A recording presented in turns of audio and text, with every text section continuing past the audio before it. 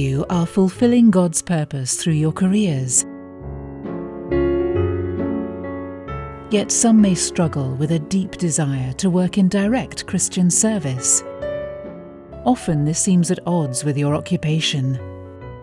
But perhaps not. Doctors, accountants, IT consultants, and many other crucial roles support frontline missionaries and underpin mission organisations like OMF. Working together, your gifts can change lives, sometimes unexpectedly. Several years ago, we were working in Cambodia in a very remote area, far away from the capital, and our daughter had a stomach condition that got worse and worse. And one day it was so bad that we had to call Dr. Steve in Phnom Penh, the OMF doctor, and he advised us to really go to a local hospital because the situation was getting worse and it was too late to get airlifted to Phnom Penh on that day. In the beginning I felt really terrible and really worried because I knew there's no doctor around that could help me, and my daughter was just lying there, not doing any reactions to me anymore. I was very worried that she could even die. So we went to that hospital really in fear, and Dr. Steve called the doctor there and called us, and he was talking through the phone with the doctor and stayed in control on how much fluid she got and what medicine they gave her. On one occasion we were staying in Phnom Penh because she had been ill, and at night suddenly Evelyn was getting a really high fever, and so we had to call Dr. Steve at night, and he came over and just sat there with us and tried to get the temperature down, gave her medicine, but he also just prayed with us for a long time, and it really helped me to feel that someone was there praying, and gave me more confidence.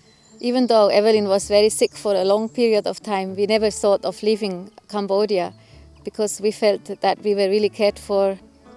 People like Dr. Steve are the people that stay more in the background to support the people that work on the front line. If they were not there to support and help, we couldn't stay in East Asia. We know it's a big step to leave a secure job and step into the unknown. It takes faith.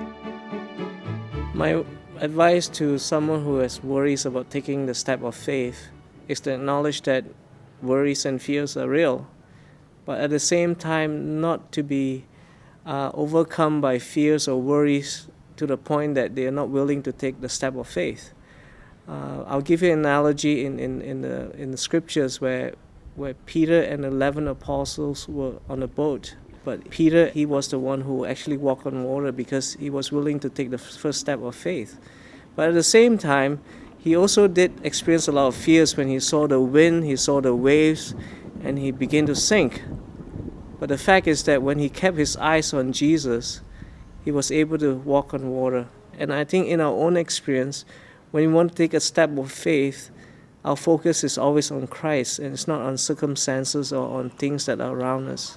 The first advice I would give to a person who is interested in working in a full-time Christian ministry is to pray, is to seek God's direction to see whether this is what actually God wants he or she to do.